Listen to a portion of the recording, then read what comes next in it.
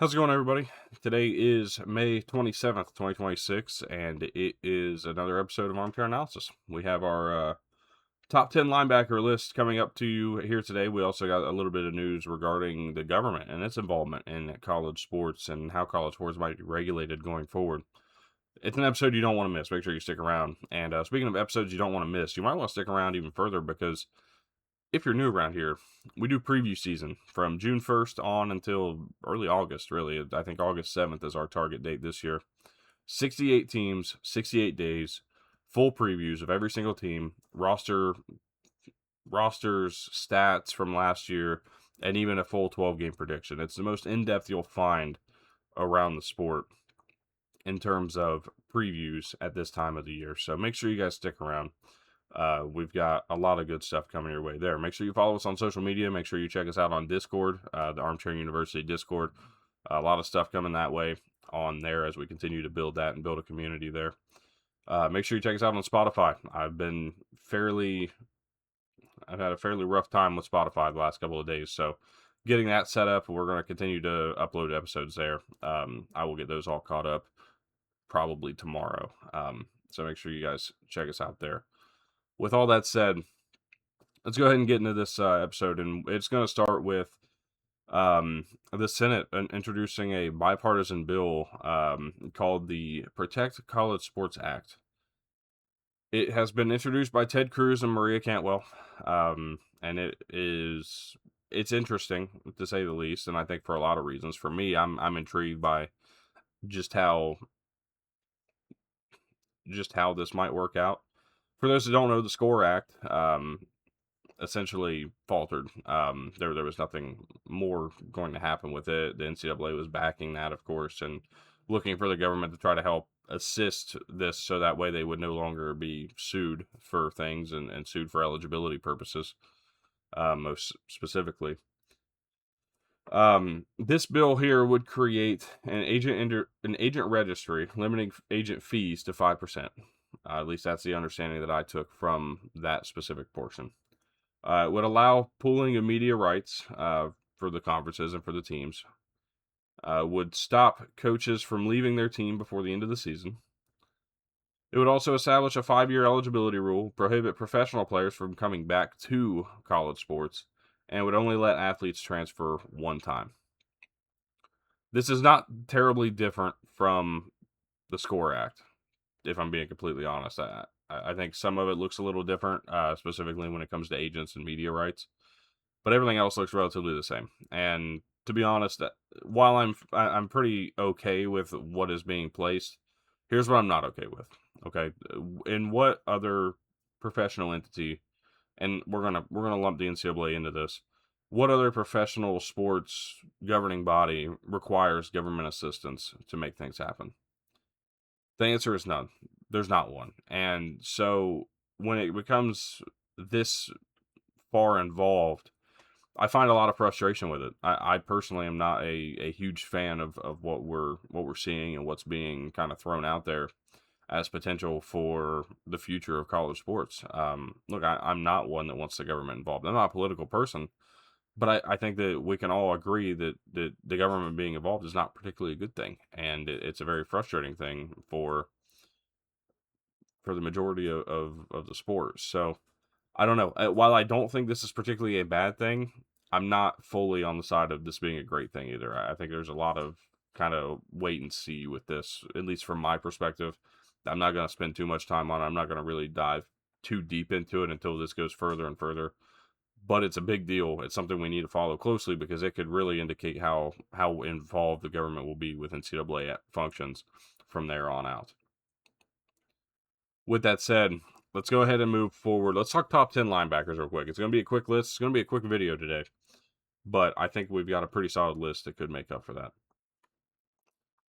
As we take a look, I think it's an interesting list because there's a handful of players that come from the group of 5 level, group of 6 level at this point. Down towards the bottom of this list that I'm very excited to talk about. And then, of course, at the top of the list, it's some of the guys you would expect. And you would expect some other names and some other teams or programs to be on this list, but really, these were the best guys last year, and these are the guys that are returning this year looking to kind of continue what they've done so far. When you look at number one, it's Rasheem Biles. That's not even close. He was the best linebacker in the ACC last year. Pitt, unfortunately, was unable to retain Biles, and he goes down to Texas. He's going to join a really solid program, a really good team, and be a proven leader right away on this defense. Rasheem Biles, it's kind of a no-brainer at number one.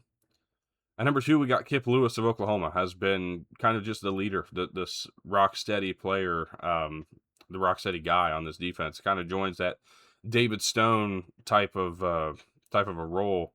Just been steady, been solid his entire career, and going to continue to, I think, improve and I think give Rasheem Biles a run for his money in the SEC in terms of the linebacker position.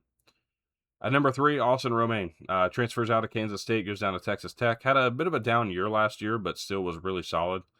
Expecting that to take a step forward. Texas Tech has obviously been solid. Of course, they have. I feel like they've developed that room really well over the last few years. I think Romaine's going to step in and be kind of another guy that, while he had a down year last year, takes another step forward. So Austin Romaine for me at number three.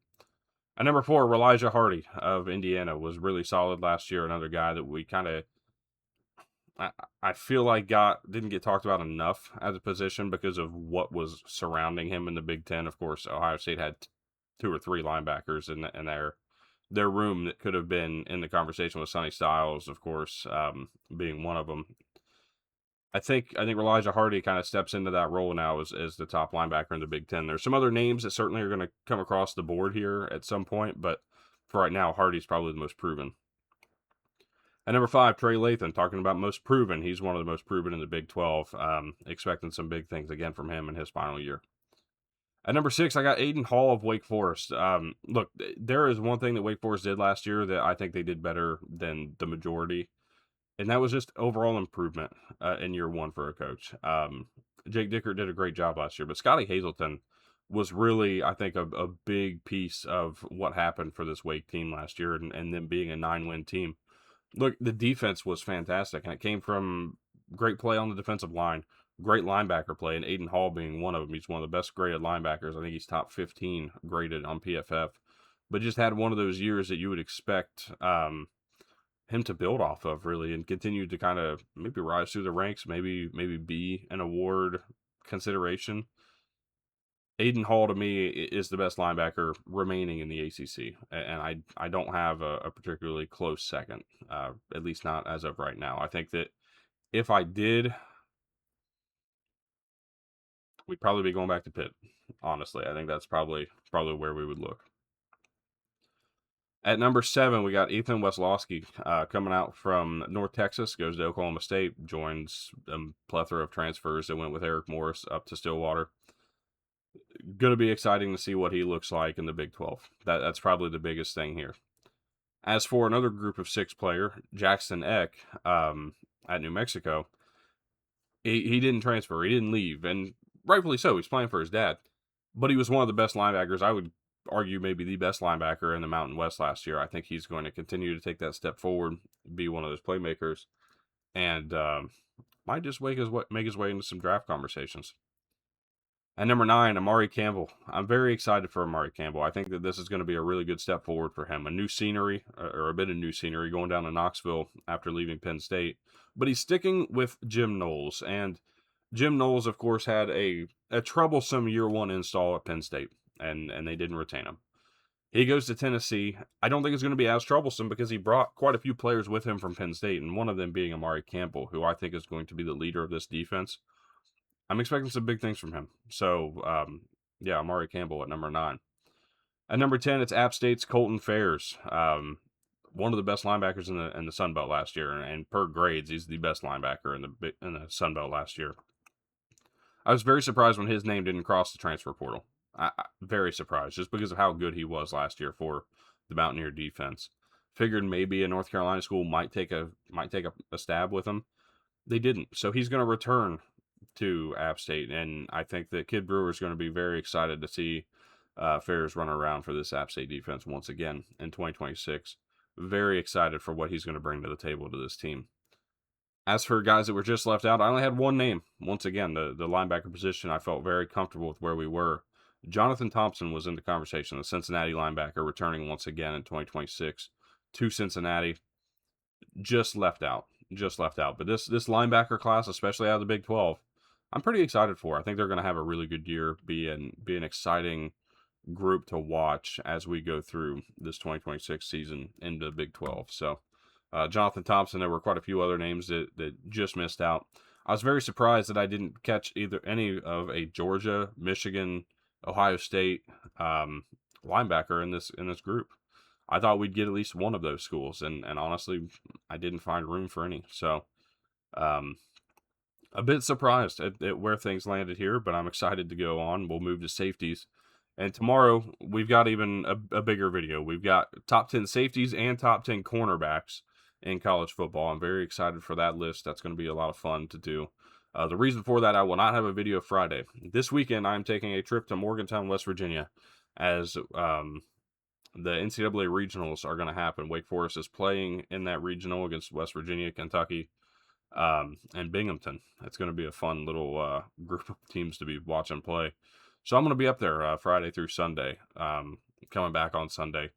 It's going to be an exciting time. I'm looking forward to it, but unfortunately, it is going to take me out of any possibility of recording a video for Friday. So we only have a 3-episode week this week, but trust me, it will not happen like that very much going forward, because it's going to be 7 episodes at least every single week, barring any double uploads or big news that drops outside of that. So make sure you guys stick around. Again, make sure you like, subscribe, comment down below. Let me know what you guys think about today's list. And with all that said, we will see you all tomorrow with another episode of Armchair Analysis.